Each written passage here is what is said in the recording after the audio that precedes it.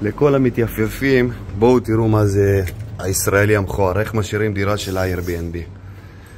עכשיו אני אגיד לכם ככה, קודם כל יש מצבים הרבה יותר גרועים, אבל זה גועל נפש, חבר'ה, זה גועל נפש. זה אני הייתי פה לפני זה, אני סידרתי את זה, פירקו את זה, תראו את המגבות. חבר'ה, מגבות כאלה עדיף תגנבו אותם, אין מה לעשות איתם, זה הכל הפח.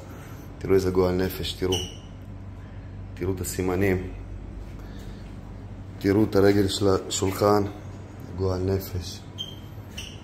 תראו. זה הכיסאות של בחוץ, לכו תבינו מה הם עושים בפנים. כל מים. רצו לנקות, בטח לא הגיעו לזה, תראו מה זה. מזגנים דלוקים. שתבינו, עם כל הסיפורים שלכם אחר כך, באמת למה שונאים אותנו בכל העולם, ככה משאירים דירות.